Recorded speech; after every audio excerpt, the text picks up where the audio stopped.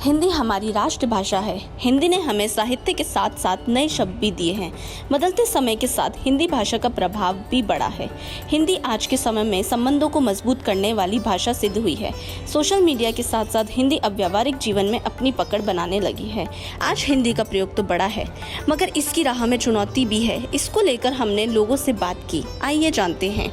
जैसा कि हम जानते हैं 14 सितंबर है और हर वर्ष की भांति इस वर्ष भी हम हिंदी दिवस बहुत ही भव्यता के साथ और बहुत ही ईमानदारी के साथ निभा रहे हैं।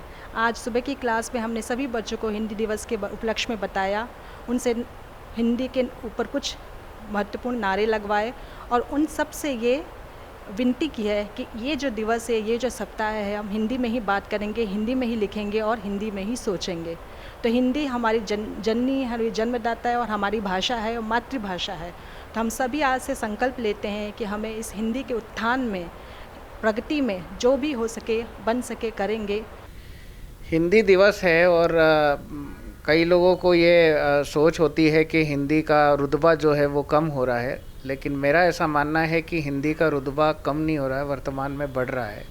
चाहे विदेशों में देख लो, चाहे हिंदुस्तान के अंदर देख लो, हिंदी को जानने वाले, हिंदी को पहचानने वाले और हिंदी को समझने वाले बहुत ही तेज़ी से बढ़ते जा रहे हैं। और इसका जो शब्दकोश है वो बहुत समृद्ध शब्दकोश है और उसको स्ट्रेंथ मिलती है हमारी भाषा संस्कृत से।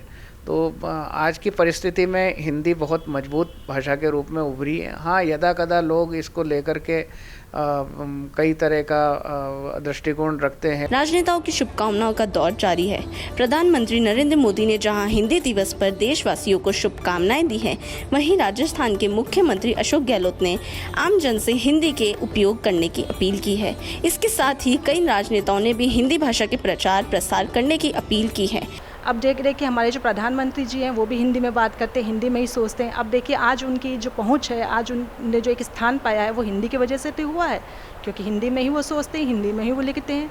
तो हमें भी कोशिश करनी चाहिए उन सभी की भांति जिन्होंने इस हिंदी के उत्थान में प्रयास किया है कि हम आगे बढ़ें और सतत प्रयास करते रहे हिंदी भाषा को आगे बढ़ाने में। डीवी परिवार की ओर से सभी को पुनः हिंदी दिवस की हार्दिक शुभकामनाएं। हिंदी में सरकारी लेवल पे मेरा ये मानना है कि अब जो विज्ञान से रिलेटेड चीज़ें हैं उनको भी हिंदुस्तान के अंदर शिक्षा के माध्यम से हिंदी में ही पढ़ाया जाना चाहिए, जिससे कि जो हमारे प्रतिभावान विद्यार्थी भी होते हैं वो एक दृष्टिकोण ये भी देखने में आता है कि वो सिर्फ इसलिए अपना स्कोरिंग नहीं कर पाते हैं कि वो इंग्लिश को बहुत अच्छे से एक्सेप्ट नहीं कर पाते। ये नहीं कह रहा हूँ कि हिंदी अंग्रेजी वो नहीं बोल पाते या समझते नहीं है, पर एक गैप उनके बीच में रहता है। उनमें कुछ अंदर से एक भाव ऐसा लगता है कि भाई मुझे इंग्लिश में पढ़ना पड़ रहा है, जबकि मातृभाषा में शिक्षा लेने से बहुत तेज़ी से ग्राह्यता बढ़ती है।